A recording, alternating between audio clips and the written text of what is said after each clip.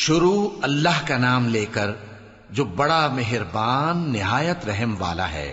میں اس شہر یعنی مکے کی قسم کھاتا ہوں، اور تم اے نبی صلی اللہ علیہ وآلہ وسلم اسی شہر میں تو رہتے ہو، اور سب کے باپ یعنی آدم اور اس کی اولاد کی قسم کہ ہم نے انسان کو محنت و مشقت میں رہنے والا بنایا ہے۔ کیا یہ خیال کرتا ہے کہ اس پر کوئی قابو نہ پائے گا؟ کہتا ہے کہ میں نے بہت سا مال برباد کر دیا۔ کیا اسے یہ گمان ہے کہ اس کو کسی نے دیکھا نہیں؟ بھلا ہم نے اس کو 2 آنکھیں نہیں دیں، اور زبان اور 2 ہونٹ نہیں دیے؟ یہ چیزیں بھی دیں اور اس کو خیر و شر کے دونوں رستے بھی دکھا دیے، مگر یہ گھاٹی پر سے ہو کر نہ گزرا۔